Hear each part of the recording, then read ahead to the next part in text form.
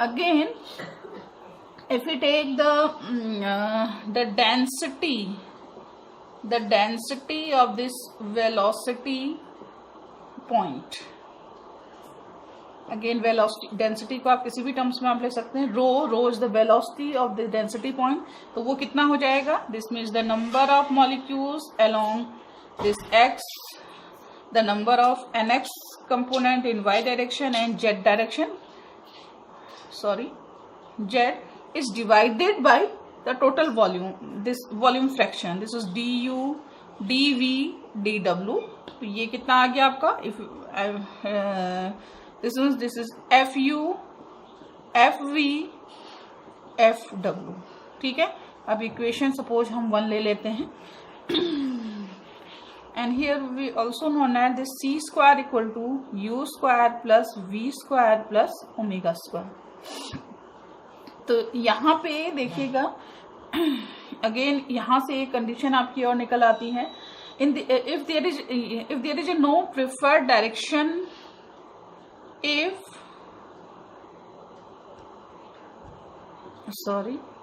there is no preferred direction of velocities,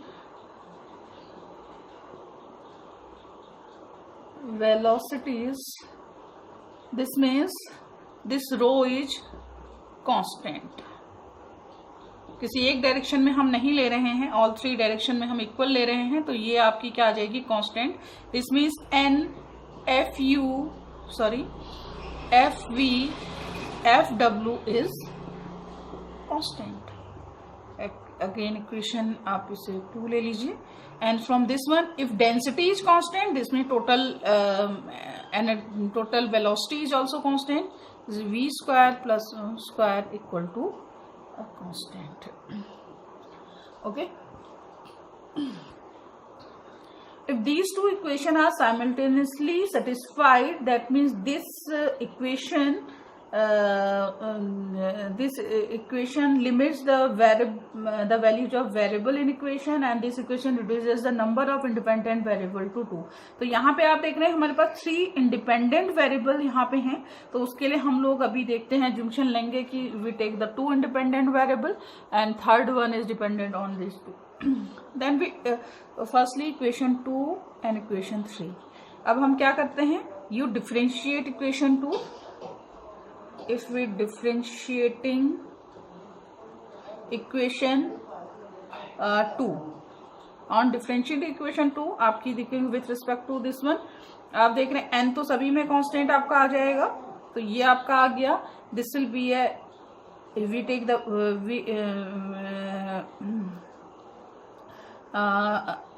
here we take the partial differentiation. This means del fu upon del u, this is du plus f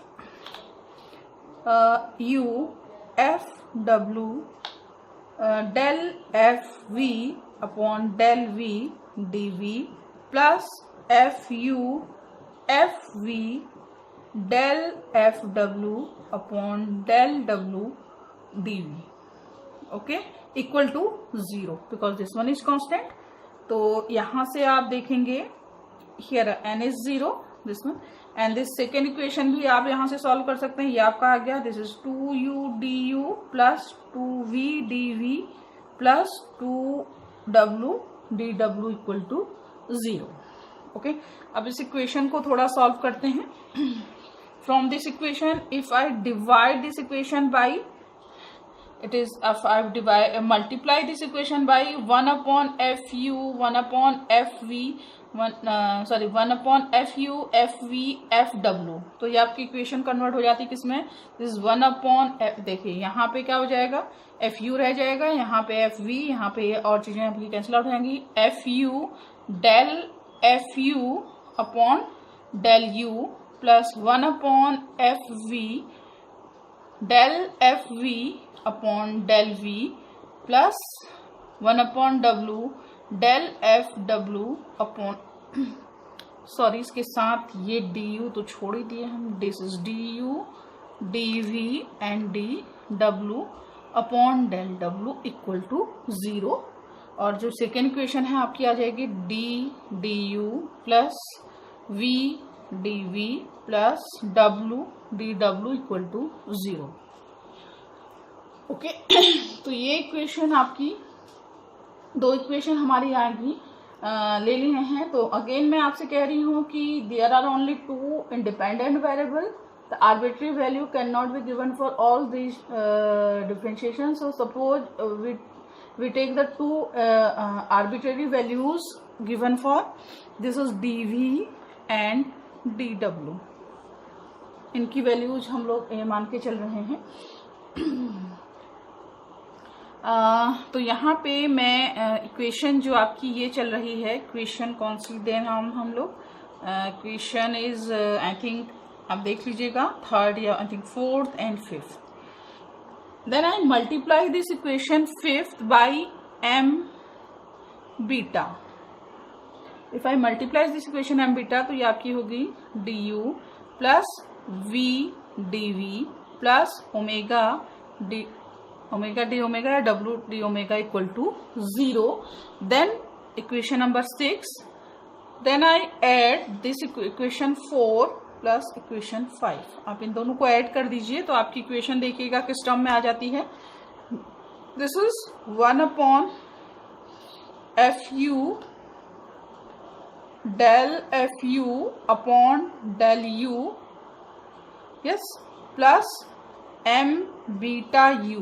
okay, और यहाँ पे आ गया D you plus 1 upon F V D F V upon del D नहीं del आपका है V plus M beta V again D we plus 1 upon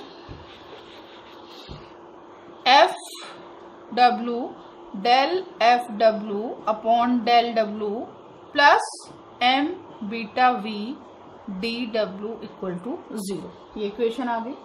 तो फिर से हम एज्यूम कर रहे हैं कि if we have a two variable, this is u not a u, if we take the v and w are independent variable, क्योंकि equation आप देख रहे हैं कि ऐसे सॉल्व नहीं हो पाएगी। so if they are the independent variables, so we take their differentiation is we take if they are independent variable, this means dv equal to 0 and dw equal to again 0। if dv equal to 0 and dw equal to 0 तो ये equation आपकी देख रहे हैं, ये put 0 put करेंगे तो आपकी इक्वेशन ये दोनों 0 हो जाएंगे, सिर्फ ये टर्म रह जाएगी। This is 1 upon F U, it is del F U upon del U plus M beta U m beta u equal to 0। if we take this is 0, this means if we take dv is 0 and dw is not equal to 0, ठीक है, again हम एक condition ले रहे हैं, तब ये आपका ये 0 हो गया, ये 0 हो गया, तो ये आपका आ गया 1 upon F W, this is del F W upon del W plus M beta W equal to 0। Again, if we take this dw equal to 0 and dv is not equal to 0, तो equation आपकी change हो जाती है 1 upon F V del F V del V plus M beta V equal to 0। Okay, तो ये हमारे पास again 3 equations आ जा रही हैं। This one is 7, 8 and 9। 3 equations आपकी फिर से आ गई। तो सेटिस्फाई दिस इक्वेशन, सपोज आपकी इक्वेशन फर्स्ट यहाँ 7th इक्वेशन आप यहाँ पे लेते हैं, तो ये देखिए ये इक्वेशन ले रही हूँ मैं, 7th equation del F you. इसे थोड़ा और आप इसे सॉल्व कर सकते हैं। इस इक्वेशन को इसको मैं लिख सकती हूँ, this is del upon del U log F U, है ना, plus M beta U equal to 0। Okay, on integrating, if I integrate this equation तो आपका ये आ जाएगा, this is log F U plus this one is half M beta you square equal to some constant. तो log a ले लें इसको, ठीक है। अगेन log a ले लें तो ये इक्वेशन अब आपकी हो गई log this one is this one, this is log F U upon what log a equal to minus half M beta you square. Okay, तो यहां से एंटी लॉग लीजिए तो एफ यू इक्वल टू कितना आ गया, a to the power minus half M beta you square. तो आप देख रहे हैं यहाँ पे ए कांस्टेंट है तो ये वैल्यू आपकी कुछ इस फॉर्म में आ जाती है।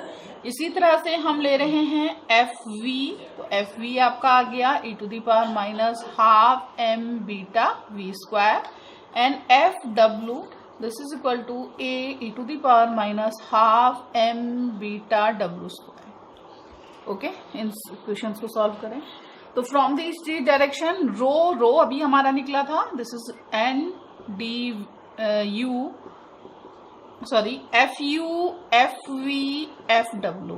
तो यहां से रो की वैल्यू कितनी आ गई, N A cube E to the power minus half M beta this is U square plus V square plus W square और वो क्या है सी स्क्वायर। तो रो आपका आ गया this is N A cube E to the power minus M half M beta C square.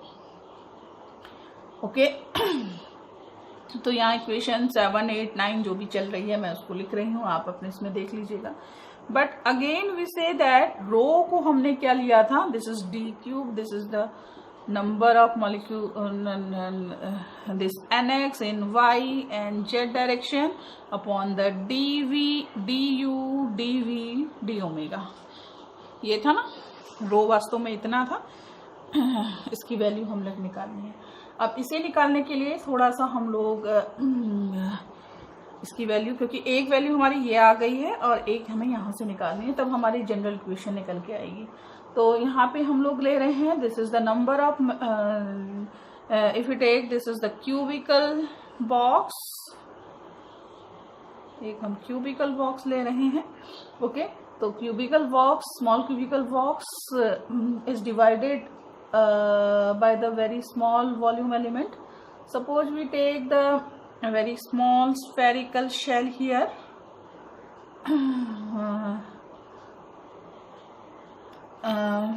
क्योंकि हम यहाँ पे मान के चल रहे हैं कि suppose this rho is constant over, it is constant over this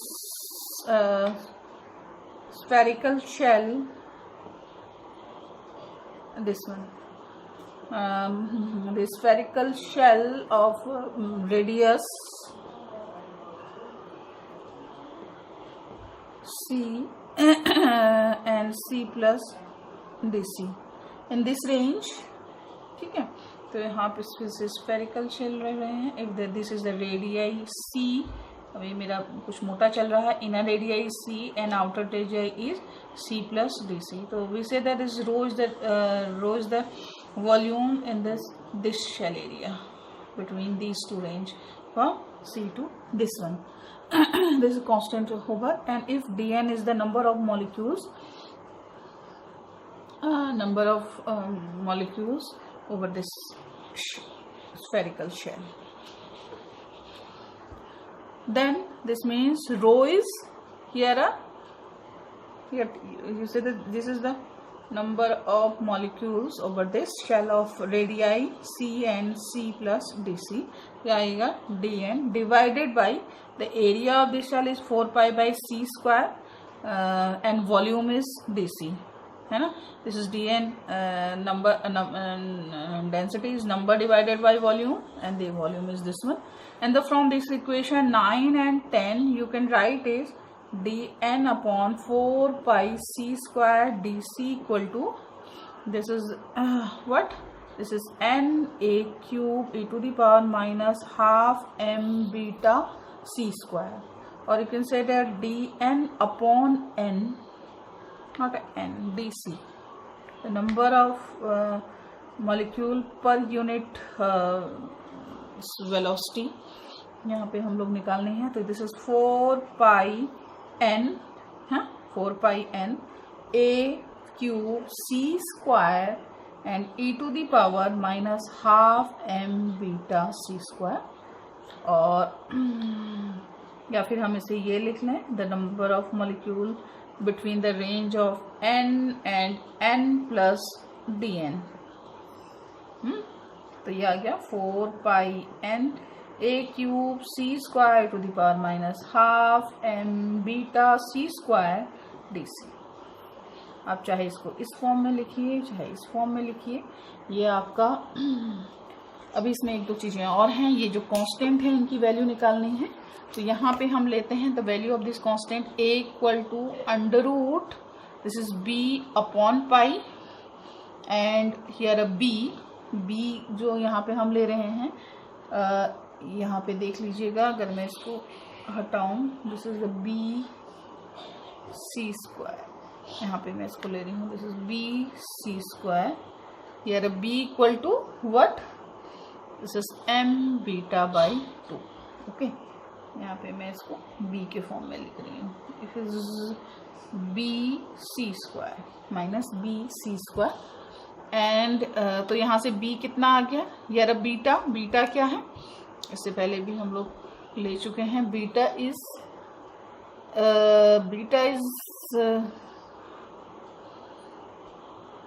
it is 1/kt। ये शायद आपने स्टैटिस्टिकल में पढ़ा होगा वैल्यू। एंड यहाँ से b की वैल्यू आ गई आपकी m/2kt। ठीक है, तो इस इक्वेशन को अगर हम लिखें, ये सारी वैल्यूज पुट करने के बाद आपका this ratio dn/dc equal to आपका आ जाता है 4 pi n a square b की वैल्यू आप पुट कर दीजिए। b कितना है आपका, this one is m upon this one, this is 2 pi kt है ना, c square and a to the power minus here ये कितना आ गया, b की वैल्यू आ गई m, yes m/2kt c square, यही है। ठीक है, और या फिर आप कहें dn इक्वल टू आपका आ गया 4 pi n under root m/2πkt c square e to the power minus mc square upon 2kt dc। Okay, तो इन दोनों में से आप किसी भी एक क्वेश्चन से आप देख लें। अगर हम इसको ग्राफिकली दिखाएं, इसको अगर हम this one in this direction, this is the direction of this velocity. अब डायरेक्शन नहीं ले रहे हैं तो आप इसे स्पीड बोल दीजिए, बात एक ही है। This is dn/dc। तो इसका जो कर्व आता है, यहाँ से देख रहे हैं, इसकी अगर हम वैल्यू पुट करें तो initially this goes from this one, then this goes to this one. ये देख रहे हैं आपका, ये है।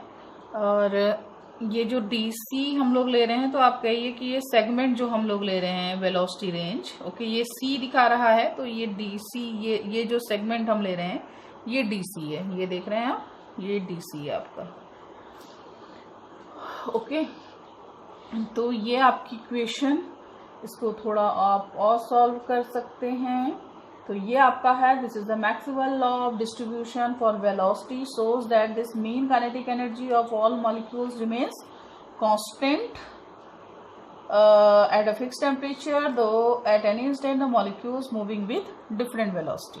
ठीक है, ये टोटल, ये देख रहे हैं आप, टोटलिटी में ये क्या रहेगा, total energy is constant. This is the Maxwell's distribution law for